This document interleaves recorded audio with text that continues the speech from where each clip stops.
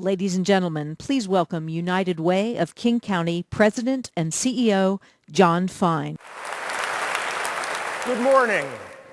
Thanks for joining us today. I'm John Fine, CEO at United Way of King County, and I'm celebrating my 10th year associated with United Way. I love being part of this organization because we're making our community better. We're producing results, and we are making a lasting difference.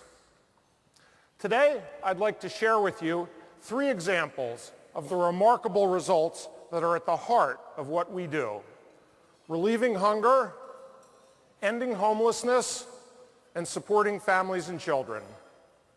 I'm excited to share those results. So let's get started with relieving hunger. The recent economic downturn was severe, and it had an enormous impact on many. People had to choose between paying rent or buying groceries. Kids, they're going to bed hungry.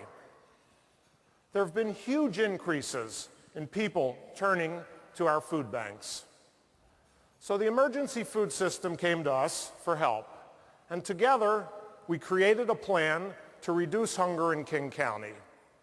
Some of those strategies associated with the plan included enrolling vulnerable people in the food stamps program, delivering groceries to people with disabilities, and creating more summer food programs for low-income kids.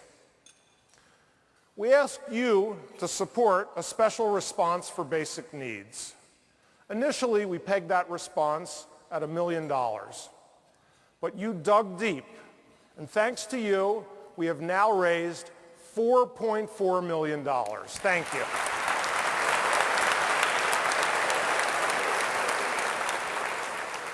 Good morning. Let's look at our results. We began by spotlighting the problem with Hunger Action Week and the Hunger Challenge to get the media excited and on board.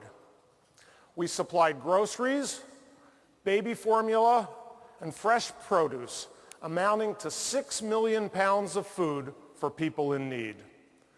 With your help, we provided refrigerators, freezers, and trucks for 42 food banks, enabling them to have the capacity to accept more food, to accept more donations, and to give more food to people in need.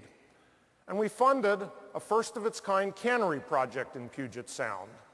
It will produce 10,000 cans of food a week with the donated produce for the local food banks to give out.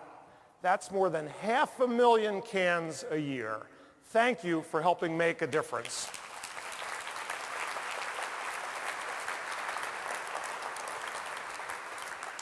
Now let's talk about ending homelessness. A big challenge for our community, but one in which we are making outstanding progress. I'd like to tell you the story of Bo Knox. Bo was a house painter. He had a fine and stable life, but he developed a number of health problems which compromised his ability to work. And over the course of 10 years, he lost the roof over his head. He lost the van, which was his source of livelihood, as well as, for 6 years, his home, and he became homeless. But in April of 2009, Bo moved into the Frederick Ozanam House, built on land donated by the Seattle Archdiocese and funded in part by our campaign to end chronic homelessness. It offers permanent supportive housing. Because of coming to live at Ozanam House, Bo is finally able to deal with his health issues and begin to put his life back together. Let's listen to Bo in his own words.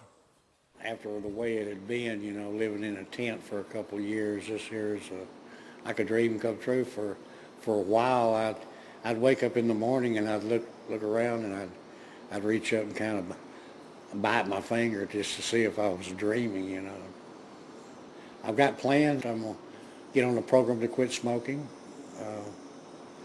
Maybe lose a few of these pounds and things like that. Things that before, hey, they were way down on the list, just getting by was number one.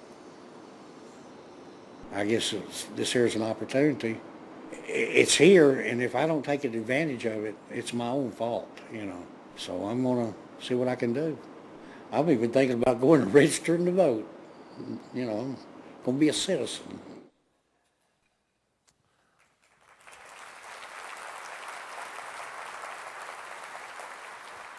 Bo is just one of the many individuals who are moving off the streets and into stable homes.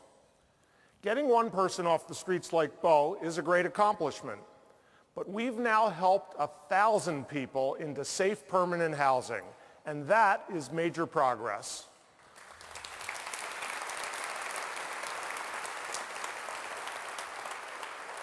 What's more, we have 1,000 more units on the way. 1,000 people already helped, and 1,000 more people will be helped. These are people who've been written off, but we're helping them regain their dignity and purpose. Today in other parts of the country, they're seeing an increase in the number of people living on the streets. Here in the Seattle-King County community, we've actually seen a decrease. And that represents a huge achievement and genuine progress. Let's talk about families and children. 2% of children are born in King County with mental or physical disabilities. That's a fairly small percentage, but it's a large absolute number, and it has a large impact on those families and on our community. So United Way invests in programs that identify challenges early and provide therapeutic services. Early diagnosis and access to services makes a huge difference. I'd like to share with you Noah's story. Noah was a beautiful little boy, but he wouldn't interact with people. He wouldn't talk. He just screamed. He was diagnosed with autism. He began receiving services at Boyer Children's Clinic. After a few months of therapy, Noah began communicating. The first piece of communication was he made the sign for more, and he began communicating better and better. After a year, he made eye contact, and then he talked. This is what his mom, Celeste, said. The transformation is so amazing. Before, I loved him, but I was like a custodian to him. Now, it's like I'm falling in love with my child. He's even started calling me mama. We finally have a relationship, and it's all thanks to the early intervention at Boyer. Last year, we helped 1,825 kids just like Noah make progress through early intervention. That's what's possible when we focus on reaching kids early. And that's why United Way of King County started the Volunteer Reader Program. When read too early, children are more likely to do well in school. I think it's a great program, and that's why my daughter Rebecca and I volunteer for it. Every Thursday, I skip my regular lunch, and instead, we go up to a low-income daycare center on Beacon Hill at Refugee Women's Alliance. And there, we read to a bunch of cute and curious kids. Now, when we first started coming there, they were a little shy and a little fidgety. But after a while, they got used to it, they got excited, and now they're jumping up and down. John's here, and can I be read to first? And it's a great experience. It's fun for me, might even be fun for them, and I know it's good for them. We now have 250 volunteers, and we're reaching 1,400 kids. So that's a sample of our work. We're helping tens of thousands of people, and we're making progress on some very difficult problems. Thank you for helping to make that happen.